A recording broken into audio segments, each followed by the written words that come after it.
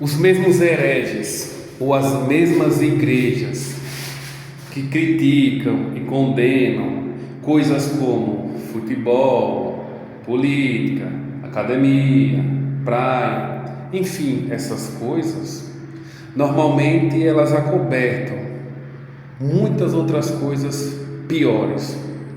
E eu digo isso não porque eu estou defendendo algo, não, mas eu sou contra a hipocrisia. Até porque quem me conhece sabe, eu não gosto de futebol, nem de assistir, nem de jogar. Já brinquei algumas vezes, hoje eu não participo mais. Não por ser pecado, mas porque eu não gosto. E não é por eu não participar que eu vou ficar criticando, condenando, demonizando quem faz.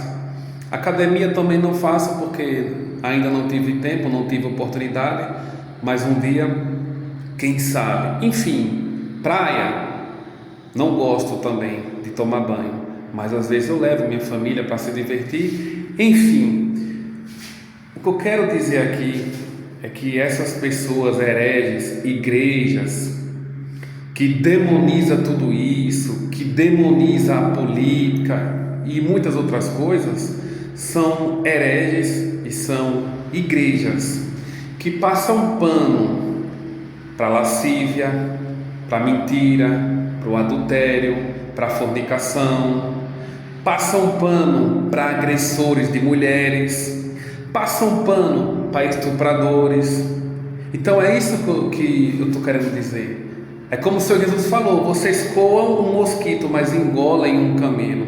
Então podem ver, todas as pessoas que têm essas religiosidades, elas são omissas para outras coisas terríveis. Digo isso porque eu conheço casos, e eu sou ciente disso, de casos de estupro mesmo, porque a gente sabe que meninas de 14 anos para baixo, por mais que ela queira, por mais que os pais permitam, mas elas não podem casar, porque é considerado estupro. E eu já vi líderes abençoar essa união, a pedido da mãe.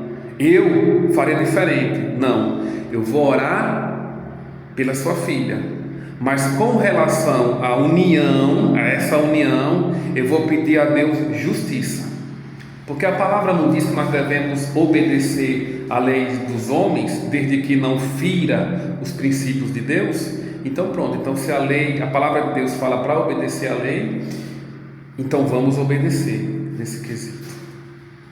Mas muitos homens, por conta de amizade, eles vão lá: não, tá bom, eu vou estar orando.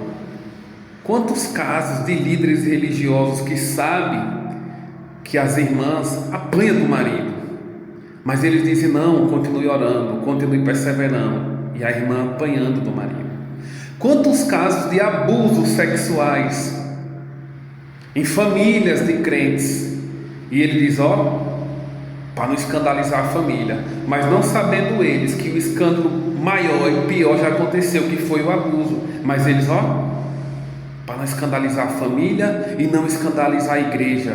E também não vamos denunciar não, para nós não se envolver em negócio de justiça.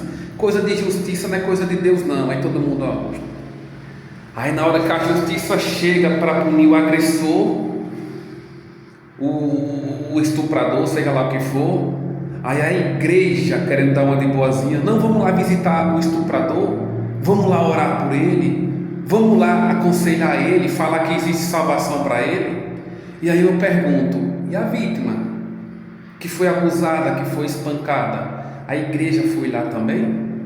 Então é nisso que nós percebemos que muitas vezes é como o Senhor Jesus falou: a igreja, a falsa, coa um mosquito e engole um camelo, porque ela vê demônio na política, vê demônio no futebol, vê demônio em tudo, mas nas coisas que está acontecendo por baixo do pano, eles não vê nada. Então eu sei que muitas vezes eu sou criticado por eu ter um posicionamento político. Muitos me demonizam, como já falaram, que eu sou cheio de demônio. Aí quando eu vou olhar para a família, quando eu vou olhar para a igreja que essa pessoa congrega, aí eu fico: como é que essa pessoa ainda tenta falar alguma coisa de mim? Porque o Senhor Jesus falou: julguem segundo a reta justiça, não pela aparência. Mas também o Senhor Jesus disse: primeiro tirar a trave que está no seu olho, para depois tirar o cisco do olho do seu irmão. E o problema de muitos irmãos é esse, que eles não tiram a trave que está no olho dele, e aí eles ficam querendo tirar o cisco que está no nosso olho. O irmão se envolve em política, o irmão fala de política, o irmão tem o espírito de Bolsonaro dentro dele. Entendeu? Aí quando a gente vai ver para essas pessoas, quando a gente vai ver essas famílias, os filhos, a esposa, como é que eles andam diante de Deus, a gente vai ver que essa pessoa não tem moral nenhuma para dar conselho a ninguém. Aí eu digo, meu Deus, se o meu pecado for somente esse, tá bom. Se isso que eu estou fazendo for pecado, e o que esse povo está fazendo não, misericórdia. Então a gente vê que realmente o povo coa o mosquito, mas engole um camelo. Então que a gente venha acordar, irmãos. Se você faz algo que você crê que é certo, mediante a palavra de Deus, você comparando com a palavra de Deus, e você está vendo que é certo, então não desista por causa de mimimi, de pessoas que vivem no pecado, vivem na lasciva, na fornicação, na prostituição, na mentira, na fofoca, defendendo estupradores, defendendo agressão de mulher. Não se preocupe com essas pessoas, deixe falar. Porque o irmão se envolve nisso, se envolve naquilo, gosta daquilo outro. Aí você, é pecado que eu estou fazendo? Não, então deixa eu viver minha vida. Agora o que vocês estão fazendo, o que vocês estão acobertando é pecado. E eu já vi muito também, muitos líderes sacrificar as ovelhas para poupar o lobo. Então faça aquilo que você sente bem em seu coração, desde que não seja pecado. Seja feliz, e aí deixe os pecadores que se dizem irmãos falarem o que quiser da sua vida. Mas se você vive reto diante de Deus, não se preocupe se vão lhe criticar modo do seu emprego, modo da sua posição política, modo da sua visão, modo do futebol que você joga.